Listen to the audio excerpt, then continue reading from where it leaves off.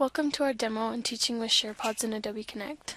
To start off, we will create a new SharePod by going to the top left corner of the page and clicking on Pods. In the drop-down menu, we will then click on Share, which is the top option on the list, and click on Add New Share. The SharePod will appear on the screen, and then we can resize it to be bigger or smaller depending on what we need. There are three main ways in which we can use a SharePod. To see these options, we will click on the little drop-down arrow next to where it says Share My Screen. Now we can see the options to share the screen, a document, or the whiteboard.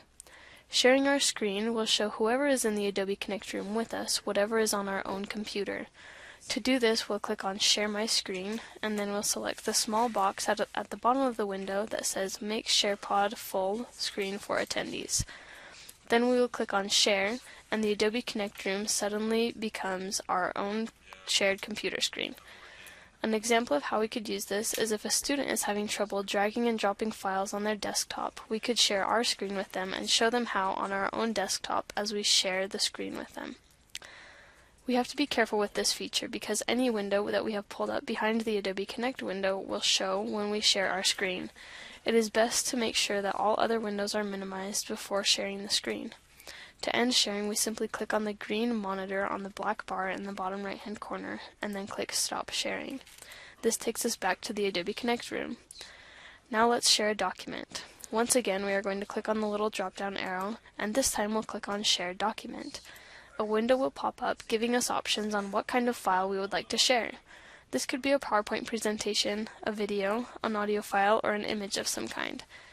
To select a document from our personal files, we can click on the button that says Browse My Computer in the bottom left-hand corner of the pod. But for this example, we're going to open a document from the share history. So let's select the Review PowerPoint. We'll click on that and then click OK. And now the PowerPoint presentation is being shared in the Adobe Connect room. To stop sharing a document, we can click on the Stop Sharing button in the top right-hand corner of the SharePod. The final option for sharing is the whiteboard. So we're going to click on the drop-down arrow again, and then we'll select Share Whiteboard.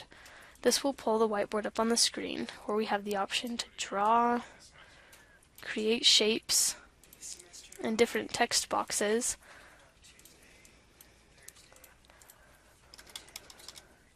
and even point out different things.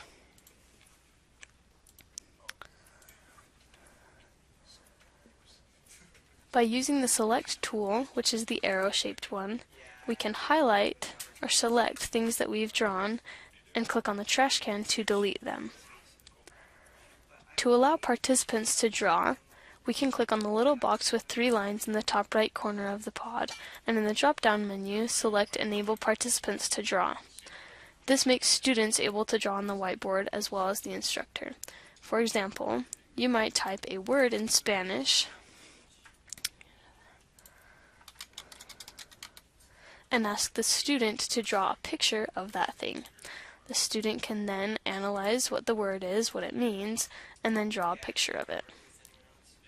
This could be a fun way to help students study and prepare based on what they've learned in the class. You can also move to a new slide using arrows at the bottom left-hand corner of the pod in order to go back and forth between slides that you've already drawn.